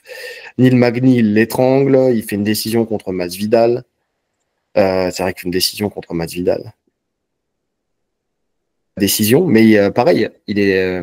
Attends, parce qu'il y a. Tu m'entends, tu me captes là? Je t'entends. Ouais, parce que non, mais parce que ouais, c'est pas ouais, ça, il y avait la connexion. Contre Belal, il était blessé aussi, je crois. Il s'est blessé dans le combat, si je me souviens bien. Donc il perd. Après, il part contre Oui, Della oui, Maddalena oui. et il perd contre Sean Brady, Oui, il s'était blessé. Mais il s'était blessé dans le combat. qui s'était blessé dans le combat, ce qui l'avait Notamment, je crois, empêché de. pour une défense de lutte de Belal. Hmm.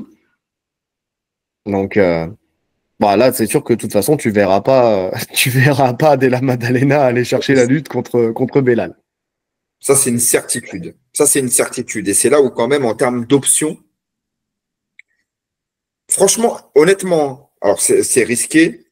On va peut-être dire que je suis fou, mais je pense vraiment que Belal, il peut faire un combat même debout ultra chiant à gérer avec des kicks. Alors, il va s'exposer à des frappes, hein, c'est Oh risqué. ouais, non, là, t'es fou là. Moi, je pense qu'il peut.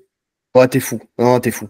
Ouais, alors, là, Je franchement, pense qu'il peut. alors bah écoute, Mystic Rolly, hein, comme d'habitude, hein, mais honnêtement, faire arriver à faire jeu égal en boxe avec, mais je parle d'un Après, combat chiant. Non, mais même sur un combat chiant, ça veut dire qu'il fait jeu égal. Ça veut dire qu'il a trouvé la clé pour ça veut dire qu'il pas. t'annule. Ça veut dire qu'il t'annule, comme on a vu un exemple là, combat de Gary contre son dernier combat là, contre c'était contre qui? Prates. Tu Contre vois, un match Prates. ultra chiant. Non, mais Gary, il est beaucoup plus varié. Non, mais tu peux pas comparer Gary en boxe avec Belal Je compare Mohamed. pas Gary et Belal en boxe. Évidemment, Non, mais Gary s'il te est bien plaît, porté. Belal Mohamed, il a un jab, bras arrière, jab, jambe arrière. Ouais, c'est ça. C'est Si, ça, oui, c'est honnêtement, ça. Mais des fois, ça suffit, ça. ah, vas-y, c'est bon. Tu m'as perdu là. Là, non, là, tu me dis qu'il fait un combat ultra chiant en collant un Jack Della Maddalena à la cage ou en se mettant dans sa garde et en mettant du grand end-pound bien ciblé ou en s'agrippant à son dos comme il l'a fait avec Edwards. Tu sais, je te dis, ok, mais mais même avec Edwards debout, en fait, ce qui a fait que, c'est quand tu revois le combat, il fait que shooter. Il reste pas à la boxe, hein. Je suis Donc, d'accord. là, de là à me dire que contre un Jack Della Maddalena, et je dis pas Magdalena, je dis bien Maddalena, donc on n'est pas sur son cousin qui sait pas boxer. Contre lui, tu vas me dire qu'il est capable de rester debout et de se dire tranquille, je le gère avec mes kicks. Non mais Attends, attends. on va fermer la Calme-toi. chaîne, hein. Calme-toi. Je te dis que pour moi, la stratégie, c'est la lutte.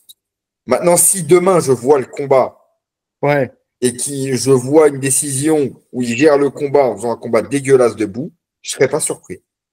d'accord, ok. Et on vient dire que c'est toi qui me tempère moi dans mes folies. D'accord, ok. Écoute, on en reparle. Ah bah, on va en reparler. Attends, non, j'ai du mal à le voir. Non, ça serait, franchement, là, tu sais, je veux bien que le MMA soit un sport avec des incertitudes, des inconnus et très difficile à pronostiquer. Mais là, on serait vraiment dans le multiverse. On verra. Sur 5 rounds, genre, il arrive à le faire chier en boxe sur 5 rounds. Je pense qu'il peut le faire chier. Je te dis, alors, c'est à 50, c'est compliqué. Mais voilà, faut remettre les choses dans un contexte, mon cher Rolly. Sur C'est 5 rounds, tu compliqué. crois qu'il va pas réussir à lire un jab avec une jambe arrière sur 5 rounds? C'est vrai que ça. Mais déjà, alors déjà, il y a ce point-là. Pour moi, les 50, ça va être quelque chose de très, très compliqué pour Madalena. Parce que ça aussi, c'est une inconnue. Là, je suis d'accord avec toi. Mais en tout cas, en attendant, peut-être ça sera compliqué, mais en attendant sur 3 rounds contre un Burns qui l'a harcelé en lutte et au sol, il n'était pas fatigué au bout du 3e round, hein. Elle n'était pas fatiguée. Ouais, bon, après, il y a le finish, c'est vrai. Non, c'est vrai qu'il avait l'air plutôt en forme. Et c'est vrai qu'en plus, il avait eu la fracture de l'avant-bras. Le finish, 3 minutes 43 du round 3. Donc on est presque à la fin du round 3. Ouais, c'est vrai qu'il a bien tenu.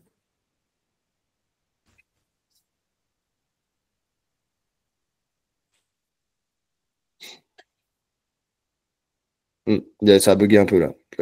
Tu penses que tu t'es arrêté à oui, c'est vrai qu'il a bien tenu. Non, C'est non, ça? j'ai fini. D'accord, ok, ouais. Donc ouais, ouais, ouais. Non, c'est ça. Et puis je te dis, moi je pense que Belal, il a du mal à finir. Enfin, en tout cas, enfin, du mal à finir. Attends, je m'entends. Attends. Non, là, je suis d'accord. Dit comme ça, c'est un peu bizarre. Je veux dire que s'il fait un combat un peu similaire à celui qu'il a fait contre Edwards, c'était très énergivore. Donc, on a vu qu'il a dû faire une adaptation pendant le fight, c'est-à-dire passer de je t'arrache dans tous les sens. T'arraches, poteau! Je fais une petite dédicace à mon ami Reynald Desplin. Il est passé de je t'arrache dans tous les sens à je me glisse dans ton dos et je prends le dos tranquillement, ce qui était très bien fait. Mais on a senti quand même que de maintenir un adversaire comme ça pendant 5 rounds, ça a été compliqué, ce qui fait que dans le dernier round, quand même, il prend un gros ground and pound parce que en fait, il a plus de mal à tenir Edwards et puis Edwards arrive à revenir face et puis il lui place son ground and pound. Alors bien sûr, ça s'est fait en toute fin de round 5, donc ça veut dire qu'il a su tenir sur tous les rounds, mais avec un Edwards qui n'a pas non plus cherché à défendre de ouf, tu vois, qui n'a pas non plus mis du rythme dans les phases de sol. Ouais, mais c'est aussi pour ça que Edwards, il était relativement frais à la fin du combat. Il a dormi tout le fight. Mais c'est ce que je te dis, c'est pour ça, moi, je me base pas sur ce fight en me disant, waouh, Belal au sol, c'est là aujourd'hui, on peut dire que c'est une masterclass, tu vois. Mais là où dans le truc contraire, Madalena va fatiguer bien plus vite alors, s'il y a du répondant. Mais il y en avait avec Burns. C'était Ouais, un combat. T'aurais dû revoir ce combat. T'aurais dû revoir ce combat parce que je te jure qu'il t'aurait. Moi, franchement, en deuxième lecture, déjà, première lecture, il m'avait quand même impressionné.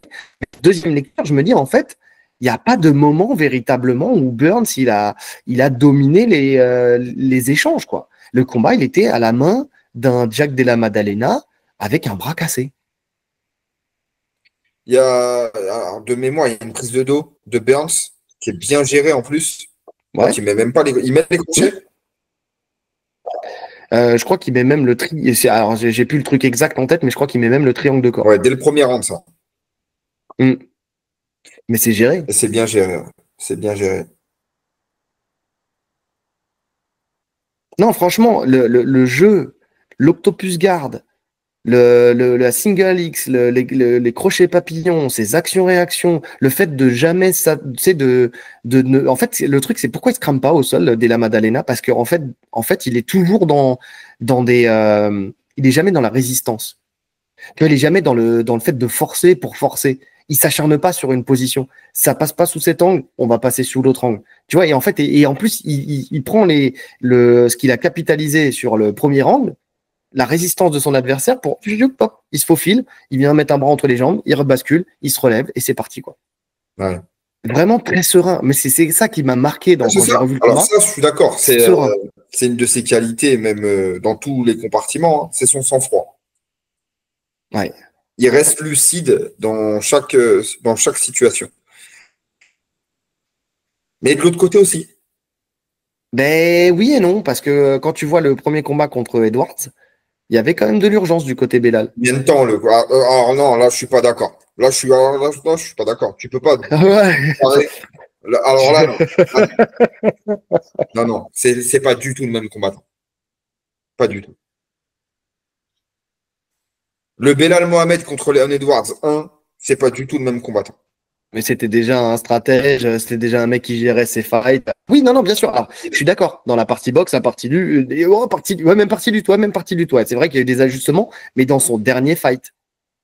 Dans son dernier fight. Attends, il Juste y a dans le dernier. Hein. qui, euh, qui est sur. Ah, ils ont plus ou moins. Attends, je l'ai là. Je l'ai Ouais, là. je suis dessus. T'as Gilbert Burns, t'as Sean Brady, t'as Vincente Luque. En fait, t'as Leon Edwards, non contest. Après, t'as Demian Maia, décision. Stephen Thompson, Luque, Brady, Burns, Edwards. Et c'est dans le combat contre Edwards qui se révèle. Après, contre Sean Brady aussi, il avait. Ouais. Mais j'ai pas revu ce combat-là. Tu l'as revu? Ouais, je l'ai revu. Et donc? Bah, ça se passe essentiellement debout, hein. Mais en collant à la cage. Ah, même en boxe, hein. C'est ce combat même où son anglaise, elle est pas. Bon, c'est son anglaise là, je veux pas dire que c'est du top niveau, mais il fait le taf. Ouais, mais contre un Brady qui est pareil, enfin, c'est pas un boxeur, Brady. Alors, bah, d'ailleurs, c'est le seul finish, hein. Hmm. Donc, tu vois, tu peux pas comparer la boxe de Brady et la boxe de Della Maddalena. Alors, ça, c'est une certitude, on est d'accord. Mais le danger n'est pas le même d'un côté comme de l'autre. Tu vois, Brady peut te surprendre parce que tu t'en à ce qu'il shoot. Là où Madalena, voilà, as les yeux fixés sur ses points et tu sais qu'il n'y a que ça qui va venir. Ah, pas que, il a des kicks aussi. Hein. Dois-je te rappeler qu'il finit Burns avec un genou? Ouais, un genou. Genou, c'est pas un kick, hein. Non, non, non, mais je sais, mais même si c'est qu'en anglaise, enfin, j'ai envie de te dire, ça suffit. Ça suffit. Écoute, on va voir. J'ai hâte de voir ce combat-là aussi. J'ai vraiment hâte. T'as des choses à rajouter techniquement? Non. Ouais, j'ai hâte de voir ce combat. J'ai hâte de voir l'opposition de style et j'ai hâte Voilà. de voir si Madalena est au niveau. Ouais. Moi, je peux pas dire que j'ai hâte de voir ce combat, honnêtement. Je peux pas dire que j'ai hâte de voir ce combat parce que si ça se déroule comme je l'ai en tête, ça risque d'être un combat assez chiant quand même. Mais si ça se déroule comme je l'ai en tête, ça va être pas mal. Alors, espérons que ça se déroule comme tu l'as en tête. Ouais. Ouais, mais tu vas perdre ton Belal. Ah, mais moi, je m'en fous de. Moi, je veux du spectacle, hein. Ouais, moi aussi. Moi Non, aussi. j'aime bien les combats stratégiques aussi. Je dis n'importe quoi. J'aime bien les combats stratégiques, mais Eh, t'avais kiffé Belal contre Burns, hein, je te rappelle. non, non, non, On non. n'était Alors pas là, en phase. Non, si, tu m'as dit, moi, j'ai aimé ce combat. J'ai aimé la stratégie qu'il a mis en place. j'ai aimé Moi, la il m'a pas stratégie qu'il a dérangé mis ce en combat. place. Attends, je vais Là, ressortir là, les je me images. Hein. suis mis d'un point de vue coach. J'ai aimé la stratégie mise en place. D'un point de vue spectateur, bah non, tu peux pas kiffer. Évidemment que tu peux pas kiffer. Mais il y a des combats comme ça que j'aime bien, justement, quand le mec que je vois vraiment perdre, parce que je le voyais perdre contre Burns, trouver une solution. Ça me plaît. Ouais. Après, la question, c'est qui on a envie de voir passer, quoi. Si Belal y passe, Moi, je veux le voir prochain Belal con. passer. Je veux voir Belal passer pour la suite de la KT. Je trouve que les oppositions vont être intéressantes. Je trouve que Madalena, il a le temps, quoi. Tu veux le voir contre Brady? Je veux le Le voir contre revoir contre Shafkat. Brady? Je veux le voir contre Shafkat. Je veux le voir contre Brady. Shafkat, c'est pas sûr que ce soit le prochain. Hein, parce que Alors, normalement, c'est Brady le prochain. ça m'intéresse. Brady, ça m'intéresse. Pourquoi pas même un Kamaru s'il revient bien? Tu vois, il y a des combats qui m'intéressent quand même avec Belal. Ouais. Et Islam ne monte pas. Et Islam ne monte pas. C'est pas. Non, mais pour un Ah, potentiel fight contre Topuria, tu vois, par exemple. hmm. Si Della Maddalena y passe, écoute, bah, écoute, Après, s'il attends. est capable, non, mais s'il est capable de battre Belal, moi, je veux le voir Capable de battre contre Brady. tout le monde. Contre S'il est Brady, capable ça de veut. battre Belal, il est capable de battre Brady. Bah voilà. Donc, quoi, le sol de Brady, quand même, c'est quand même quelque chose. Le sol de Brady, c'est quand même quelque chose. Tout dépend comment il gère la lutte de Belal, en fait. En fait, S'il c'est arrive à ça. gérer la lutte de Belal, il va gérer la lutte de Brady, même s'il y a quand même eu des adaptations dans la lutte de Brady sur son dernier fight, hein. C'est ça, c'est qu'en fait, moi, je compare pas les deux. Hein. Pour le coup, Belal, il a des choses, tu vois, il va peut-être te lutter, mais au sol, il va pas te mettre de danger. Là où Brady, s'il a le malheur de te mettre les fesses au sol, on l'a vu contre Edwards, hein. C'est fini, tu te relèves plus. Ouais. En plus, Craig Jones, il ne pourra pas l'aider parce qu'il a perdu contre Brady. Lui-même n'a pas trouvé la clé. Non, mais, non, mais tu blagues, mais ça veut dire qu'il a la clé pour le style de Craig Jones. Donc ça veut dire qu'il aurait la clé pour le style de Madalena. Ah, Oh, mais Madalena, il a un style inspiré. Il n'a pas le style de Craig Jones. mais c'est encore pire. Oh, de toute façon, Enfin, très inspiré quand même. Hein. Très inspiré quand même, on va pas se mentir. Ouais, donc écoute, moi dans les deux cas, moi je trouve que les combats sont pas mal.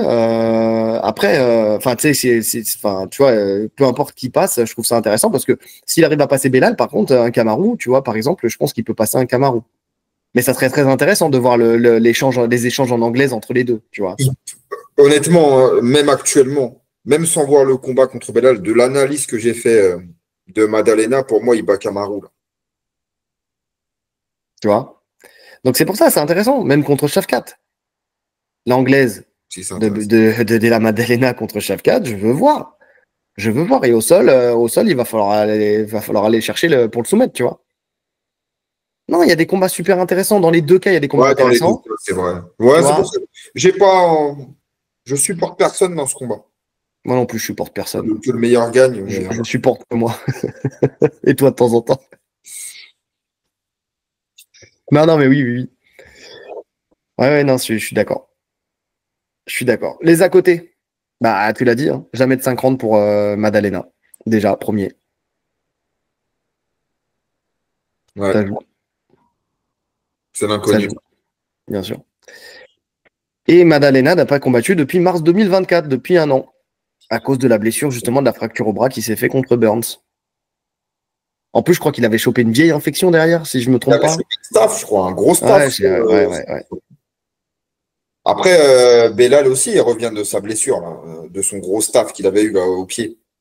Tout à fait. Ouais, mais bon, après, bon, Ouais, bon, c'est la routine, un staff, hein, c'est malheureusement. ça, on va pas J'en se ai encore eu mentir. un, là. Ça me rend ouf. De quoi? J'en ai eu un là. Ah ouais? Putain, Ouais, au bras. Laisse tomber. moi je touche du bois. Je sais pas qui est du bois, mais ça fait longtemps qu'il m'a pas fait le staff, en tout cas. Donc ouais. Est-ce que tu as d'autres à côté? Non. Non? Bah écoute, moi non plus. Donc on peut passer au prono. Voilà, je m'éclaircis la voix avant. Et je vois un 60-40. Ça aurait pu être un 55-45 comme tout à l'heure, mais bon, avec un léger avantage à Jacques Della Maddalena, je l'ai francisé parce qu'on est au Québec, à Montréal, donc il faut, c'est Jacques de la Madeleine, on va l'appeler. Donc, et Benoît Mathieu, Belal Mohamed, lui qui francise tout à Montréal. Oh putain. Oh mon Dieu! Attends, tu sais comment c'est Fast and Furious à Montréal? C'est ma pote Jody qui m'a dit ça. Rapide et furieux. Rapide et dangereux. Ça m'étonne pas. Ah mon Dieu! Ah non, ils peuvent pas faire ça. C'est pas possible. Non, mais tu sais, tout le paradoxe de Montréal, c'est qu'ils vont l'appeler, tu sais, ils vont faire Jack. Tu vois, ils vont mettre des gros noms, tu vois, ils vont parler avec un bon accent anglais et derrière, ça va être rapide et dangereux. Ah, les gars, faut faire un choix au bout d'un moment. On se mouille pas. On est dans l'extrême des deux côtés. Ah putain. Ah mon Dieu. Ah, ils vont de Artaud à Zemmour. Tu vois, c'est vraiment les deux extrêmes, les deux plus gros extrêmes, quoi. Ah putain. Donc, 60% pour Jack Della Maddalena sur un KO round 3 ou 4. Tu sais, où vraiment, voilà, au bout d'un moment, Belal, il s'est, tu vois, il a lutté, ok, d'accord, mais il y a Maddalena qui se relève à chaque fois, qui l'allume. Au bout d'un moment, le rythme ne tient plus, il finit le combat. Et sinon, Belal, décision.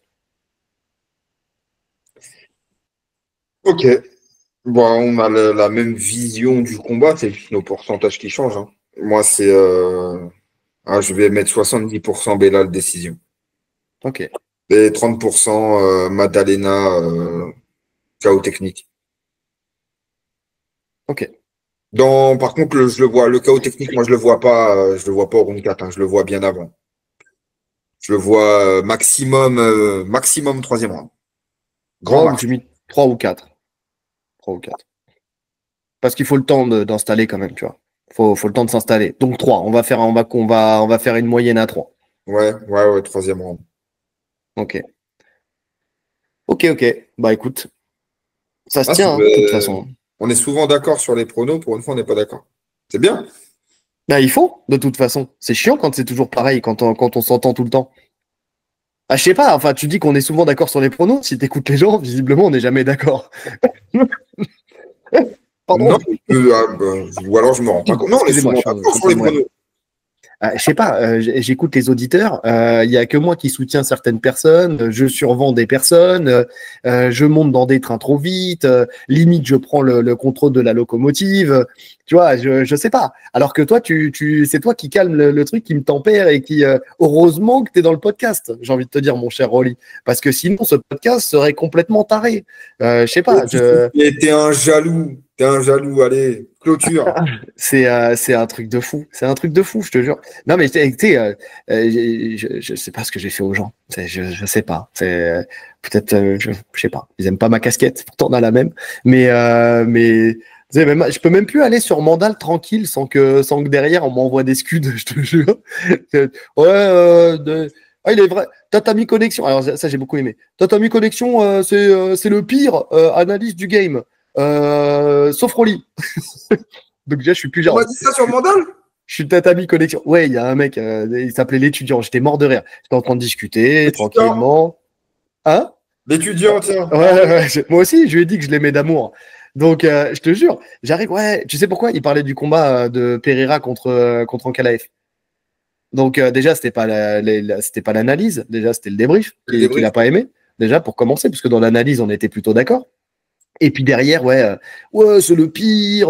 De toute façon, il dit n'importe quoi. Rolly, c'est le meilleur. Ah, t'aurais vu, en plus, c'est fautes d'orthographe. Là, il s'appelle l'étudiant. Bah ouais, continue à étudier, mon frérot. Donc, et je te jure, le mec, il était là en train de. Et il lâchait pas l'affaire. Il y avait même d'autres auditeurs, tu sais, qui étaient là en train de dire, mais calme-toi, l'étudiant, qu'est-ce qui t'arrive? Prends un Xanax. Moi, je n'ai pas calculé. Tu me connais. Je m'en fous, tu vois.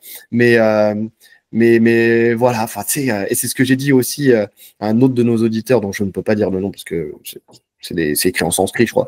Donc, mais je lui ai dit directement, donc je peux le redire là. Tu sais, parce qu'il me dit alors, Jarod, bah déjà, j'ai remarqué lui souvent, il me fait alors, Jarod, tu sais, ses commentaires ils commencent comme ça. Quand ça commence par alors, tu sais déjà que bon. Donc alors, Jarod, t'es toujours dans le train Bonical? Je dis bah comment ça? Il va falloir qu'on en parle à un moment de ce combat. Non, mais il faudra qu'on en parle, mais on en parlera dans l'actu. Mais dans quel train? Enfin, tu vois, c'est pas parce que, en plus, toi et moi, on a dit que pour combattre contre Khamzat Chimaev, tu vois, potentiellement, avec la lutte et tout ça, c'était un combat qui était intéressant parce qu'on avait des inconnus, qu'on n'a plus maintenant. Ça y est, on a des connus. Maintenant, on a des connus. Donc voilà. Mais visiblement, j'essaie de caler Bonical tout le temps, partout, tout le temps. Je suis super fan de Bonical.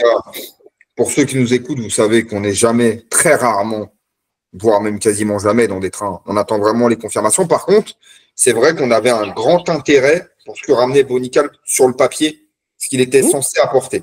Donc, on regardait ça avec impatience. Mais être dans un train, non. Mais c'est exactement, tiens, bah merci, parce que c'est exactement ce que j'ai répondu en commentaire. Je dis, l'expérience prouve que, comme disait Thomas Dijol, l'expérience prouve que bah, tu montes pas trop vite dans un train, tu vois. Tu viens, t'attends, tu vois. Oui, des fois, tu te dis, ah, c'est intéressant, je vais suivre. Mais c'est différent. Dire, je vais suivre, de, ouais, je suis trop fan. Putain, il y en a tellement de gens qui sont dans des trains. Shavkat, c'est le meilleur, c'est le futur champion. Nanana, Khamzat Chimaev, attention, dans 2 jours, il est triple champion. Il y en a plein des mecs qui sont comme ça. Les gars, il faut confirmation. Il faut confirmation et confirmation contre le top niveau en plus. Ouais. Mais visiblement, en tout cas, voilà, moi, on me met souvent dans des trains ou dans des trains de haine vis-à-vis d'autres combattants et tout ça. Je sais pas. En fait, tu peux pas prendre, tu peux pas analyser sans qu'on estime que tu prends parti. En fait, quand t'es pas d'accord avec l'analyse que tu fais, nous, on fait notre taf, on analyse, c'est tout. Donc voilà. Mais ça m'a beaucoup fait rire. Tu vois, c'est vraiment pour le coup. Et puis quand je te dis, bah c'est bien. Après, moi, ça me fait kiffer parce que ça veut dire que déjà, merci, vous nous écoutez. Donc c'est parfait. Déjà, c'est une bonne chose. Déjà, bah, ça veut dire que ça parle de nous aussi. C'est très bien. Ça fait du commentaire, ça fait du clic, ça fait du. Écoute, moi, ça me va très bien. Et puis de toute façon, peu importe ce que les gens pensent, nous, on sait ce qu'on pense. Mais c'est marrant quand même que souvent, ça soit mon nom qui ressorte. Tu vois, je sais pas. C'est le côté présentateur. Tu sais, le fait de présenter. Tu sais, c'est comme quand on dit, ouais, Rolly, il parle pas suffisamment. Bah, en même temps, c'est parce que forcément, on analyse tous les deux. Et en plus, je lance les sujets. Donc forcément, j'ai un léger temps de parole supplémentaire. Mais on n'est pas en politique, les amis. On n'a pas de chrono qui défile en dessous. Pour savoir, je te jure, on devrait peut-être. pour de vrai. Mais est-ce que tu te sens lésé dans ta parole? Non, non, non, non, pas du tout. Je suis en démocratie. Je dis ce que j'ai à dire quand j'ai envie de le dire. Voilà. Bon, bah, la justice est faite et les rappels sont faits. Donc, c'est parfait. Et on ne s'est pas concerté avant. Là, c'est vraiment du freestyle. Donc, comme a dit Rolly, on vous aime. C'est que de Vous êtes l'amour. super. On vous adore. Et puis, si vous n'êtes pas d'accord avec ça, bah écoutez, tant pis pour vous. Comme je dis, hein, et comme on a dit, je ne sais plus qui c'est qui a mis ça sur Twitter et j'ai adoré. Il a cité tous les podcasts du monde en France. Il a dit, et je l'ai remercié pour ce message d'amour. Il y en a pour tout le monde. D'accord? Il y a des formats pour tout le monde. Il y a des points de vue différents. Il y en a qui sont plus dynamiques, d'autres moins dynamiques. Il y en a qui sont seuls. Il y en a qui sont en binôme. Il y en a qui sont en trinôme. Il y en a qui sont en trouble, en couple, en tout ce que vous voulez. D'accord? Cherchez. Il y en a avec des accents du Sud. Il y en a avec des accents de l'Ouest, des accents de l'Est. S'il vous plaît, allez sur les podcasts qui vous intéressent. Et puis le reste, bah tant pis, laissez-nous entre nous. Nous, on s'aimera entre nous. Et puis, aussi ce que je dis souvent, sinon, ça coûte pas cher d'avoir une connexion Internet, un ordi, un micro, une caméra, et même pas forcément une caméra. Et puis lancez-vous. Si vous estimez que tout ce qui est fourni dans le game du podcast français ne vous convient pas, eh bien, il y a de la place pour tout le monde, les amis. Et on adore la concurrence et la saine concurrence. Et puis en plus de ça, on est potes avec presque tous les podcasteurs. Donc c'est qu'il y a la possibilité d'avoir des divergences de point de vue, mais de l'amitié dans nos cœurs. Et ça, c'est ça que c'est beau. Bref, on a fait le tour? On a fait le tour. Eh bien, c'est parfait. Eh bien, les amis, n'hésitez pas à nous mettre en commentaire déjà vos pronostics, votre point de vue sur cette carte, sur le remplacement aussi d'Alvarez. Voilà, n'hésitez pas à nous donner vos points de vue. Je sais que ça sera fait avec beaucoup de qualité, comme d'habitude. Et puis, en attendant, likez, commentez, partagez, cliquez sur la cloche des notifications pour ne rien rater. Les 5 étoiles sur toutes les plateformes de podcast. Le lien Tipeee en description si le cœur vous en dit. Et le lien vers un porte-fight avec le code TATAMI10 pour 10% de réduction sur tout le site. Et puis nous, il ne reste plus qu'à vous souhaiter une bonne journée. Ou une bonne soirée. En fonction de l'heure à laquelle vous nous écoutez. Allez, salut! Salut!